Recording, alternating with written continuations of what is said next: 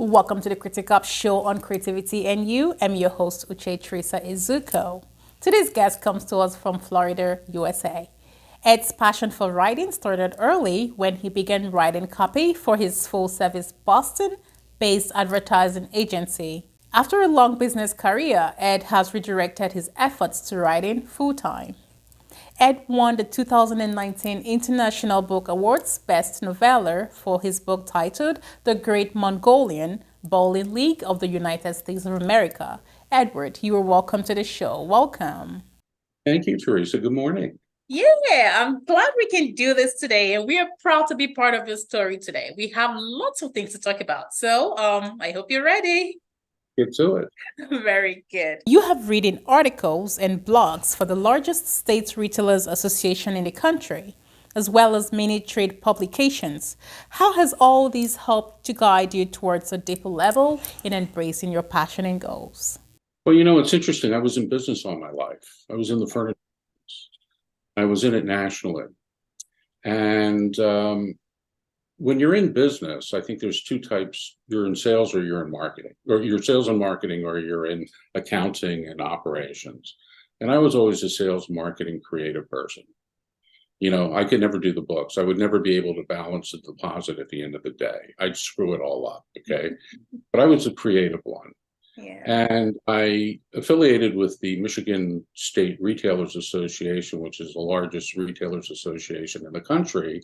Okay. And I owned an advertising agency to support my business, and we had other clients. Okay. And I wrote copy for the advertisements for many, many years. But I remember they asked me to write an article on advertising and marketing. And I sat down for the first time in my life, because I have no training, in writing. And I realized I could do this, just flowed.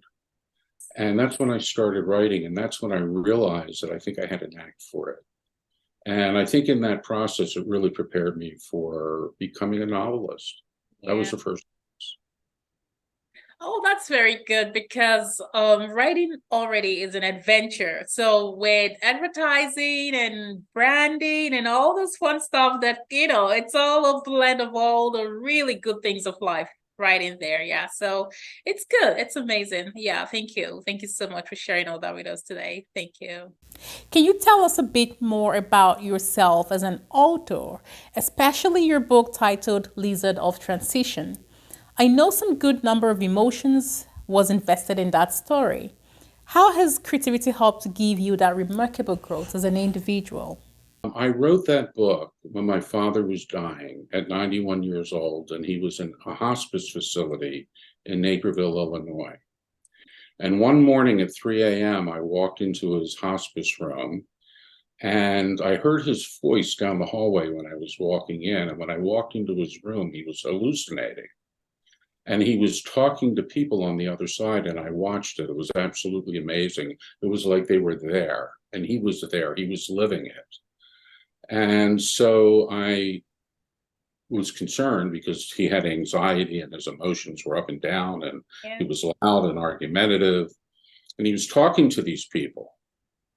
And so I ran out in the hallway and I got the nurse. She came back in, and he was on a regimen of Dilaudid and Ativan. And she gave him the medication under his tongue, and he faded out, and I fell asleep. And I woke up about an hour later, and my father was looking at me, and he was clear. And he said to me, "Son, I just had a vivid dream." And I said, "Tell me about it, Dad." And he began to tell me a story of when he was back in New Guinea, back in the Second World War. My father was a combat veteran, and he saw active service back then. And I knew that, and he spoke to me only several times in his life about his service, but he started to recant the story. It was just amazing. And he died about 5 days later, 6 days after this incident. Okay. And when we are talking about creativity, I was looking in that period of mourning of losing my father of a way of trying to put it into perspective and to understand it. And as a writer and being a creative, sometimes I have difficulty gathering my thoughts or expressing myself verbally. But I could sit down and I could write. And in my writing, I learned. And so the book is very difficult for me at times, even now, to read it or to edit it because I cry. I mean, I'm reliving, my father's experience. Yeah. Out of that came a wonderful, wonderful story. The first chapter of my book is what happened to me that morning with my father and the story he told me. But then from there, I marveled at the people who worked in hospice and the service that they provided.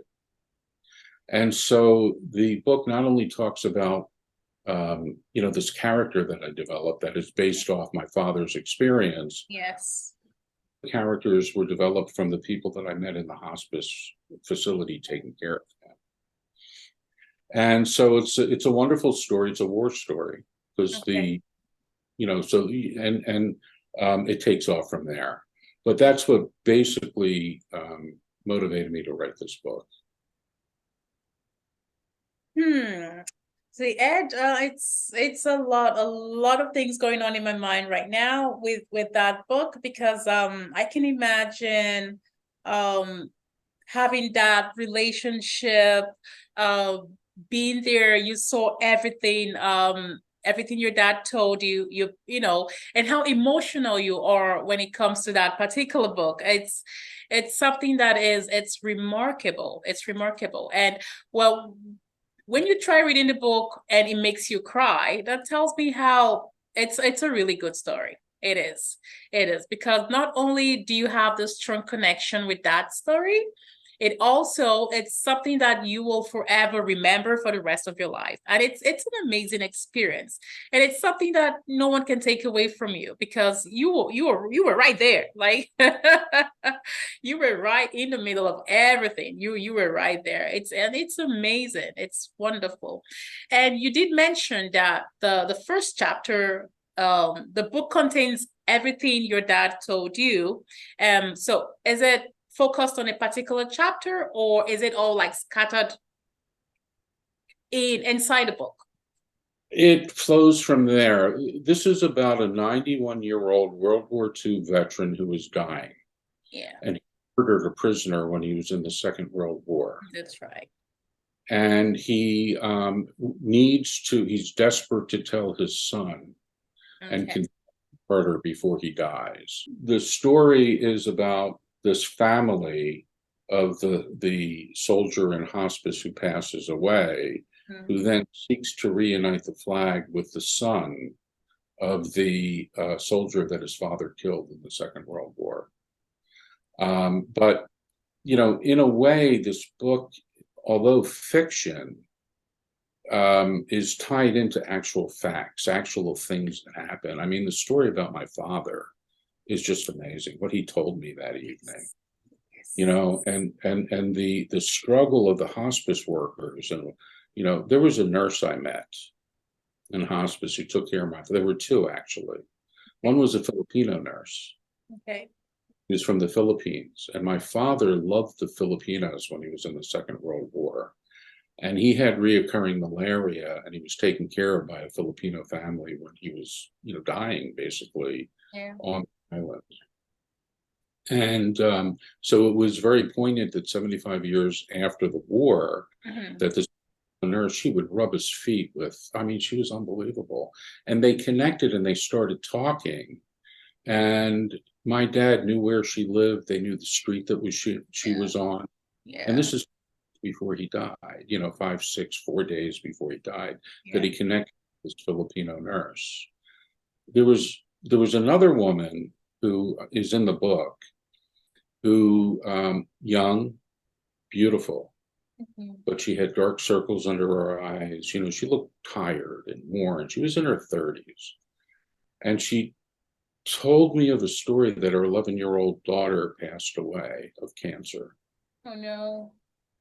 And she told me of a story that she got pregnant when she was young and she was wild, and her daughter passed away, and she got her nursing degree after that occurred. She dedicated to working herself, working hospice, because she said to me that she felt she had to provide a service and she felt very close to her daughter working in this facility. So the hospice workers are just wonderful people.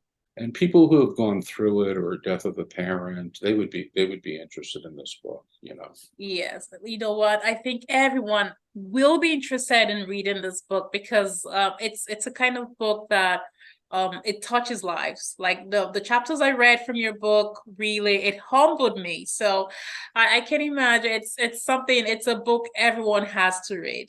Hospice workers, office workers, engineers, doctors, lawyers, everyone, they all have to read the book. It's an amazing story. And it's a kind of story that you actually connect. The reader tends to connect with the events in the story. When it comes to your own story and your book, this is something, it's a really close call here. So I can see the emotions, and I could relate with the whole characters in your story. So it's something everyone really has to pick up and read. And I'm sure that our fans and viewers out there right now they're all eager to read that book, The Lizard of Transition. It's amazing. Amazon. Oh yeah, I know. That's where I found it. It's on Amazon. Yeah, it is. It is right there. Awesome. Thank you so much for sharing all that with us today. Thank you. Now let's have a look at Edward's collections.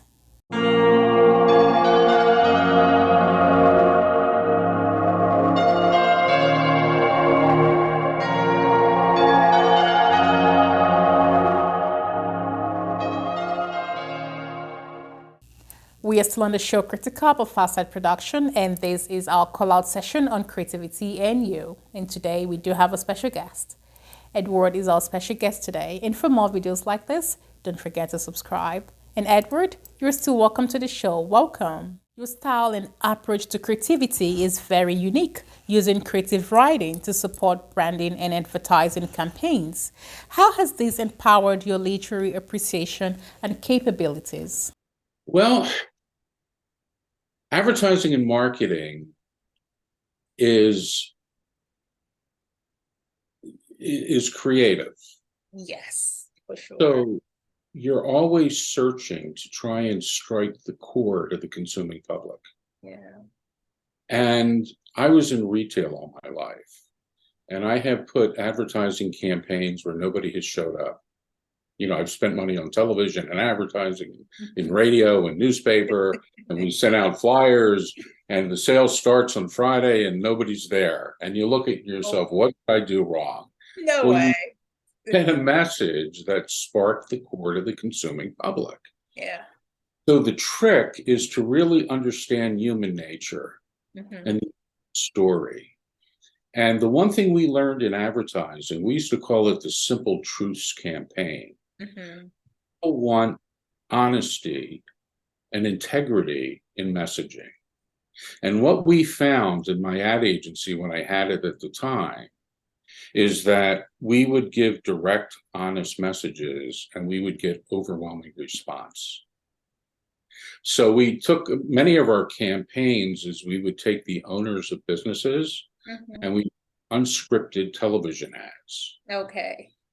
You know, and people would spoke from their heart and honesty. So what I think is really important in writing and translating this into writing a novel is that the story that you tell is one that you have to tell that sparks us as human beings. It's something that the reader wants to read, and they look at their own lives through your literature. That's right.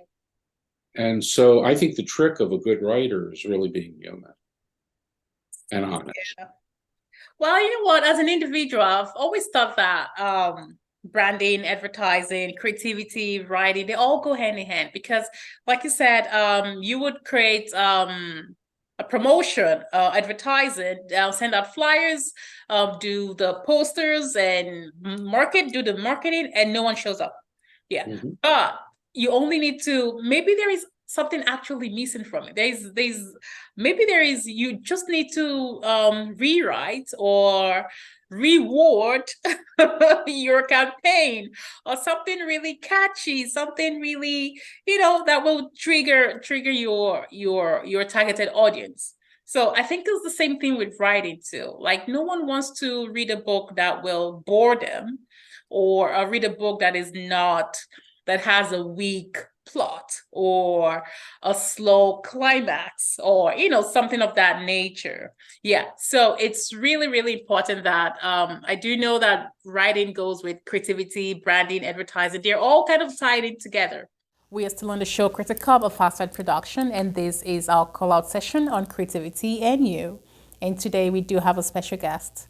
Edward is our special guest today. And for more videos like this, don't forget to subscribe. And Edward, you're still welcome to the show. Welcome. What are your next big steps? Where are all of these taking you to? Where do you see yourself excelling into from here? I just want to write. I have stories. I've written 5 manuscripts. Yeah. Have been published. I have a book called the Great Mongolian Bowling League of the United States of America. That's being re-released October 23rd on Amazon. Okay. I have a book called It's a Good Day to Liquidate, which is a crime drama based in the liquidation business, which I was in for 25 years. Okay. I have Lizarded Transition, which I just released, and I love this book. And I have 2 other full manuscripts that are sitting on the shelf, and I'm writing a 6th book right now that I'm well into. Yeah. But in my head, I have 4 or 5 books that are lined up. The key is living your life and finding the time to really sit down and concentrating on getting those stories out.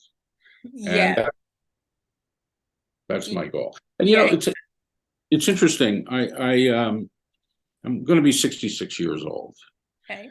I've lived my life. And prior to this, I said to myself, do young people see me? Because as you get older, you see this old guy with the double chin and the receding hairline, and all of a sudden you start becoming a little bit more invisible as you get older. And I've seen this with old people, And young people have to realize that many of those old people have some really rich, wonderful lives. And they were your age at one time. And I thought that, could I be a writer if I was 20 or 30 years old? And I marvel at young people who can write, but they don't have the life experience that we have. You know what I'm saying? Yes. I mean, there's some very creative young people that are just absolutely amazing who can write wonderful stories. But I think when you get to this stage of your life, I think you have this wisdom and insight into human nature that gets reflected in your writing. And so I guess to answer your question, my next goal is just to continue to write and get as much in my head out as I can. That's right. You know what, Edward? I will tell you, my best advice for you is just keep writing. Just write nonstop. And it contrary to what you just said, personally, I like being in the midst of elderly people, because I like to tap into their wisdom. Okay. I like to pick their thoughts. I like to question their personality. And I find with elderly people is the moment you trigger their thoughts, they're going to give you life history. They're going to put down their entire life history. They're going to tell you everything you want to know, you need to know. There are no secrets, nothing to hold back, nothing. And I tell you that, it's if you really enjoy storytelling, which I know you do, then I tell you that being around elderly people it's great. I mean, that's the best. It's lovely. So I don't really think they're invincible. Like, if you feel that way at any time, at any point, no, you shouldn't. No way. I do not think at any point that you get to a certain age and you start feeling or becoming invincible. No, not in my books. No way. What's interesting, the other thing that I've learned is, I have 3 sons. Grown sons. And sometimes my father used to tell me, son, learn from my mistakes. Listen to me. That's right. I never listened to him. Okay. I mean, I listened to him, but you have to make the mistakes. Yeah. Yeah, exactly. Exactly. Yeah. Well, you know what? It's all good. It's all good. Thank you so Good. much. Thank you. Thank you for sharing all that Well, with us today. Thank you.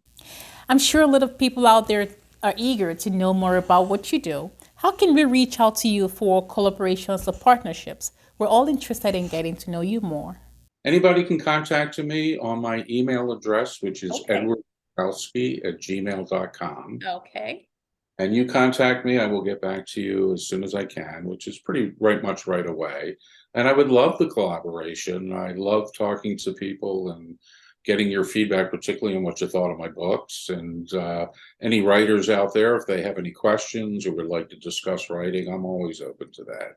Um, So it's edwardborowsky@gmail.com. Yeah, that's amazing. That's amazing. Super fantastic. Thank you so much, Ed, for coming to the show. And thank you for making our time to chat with me here on our show. And you know what?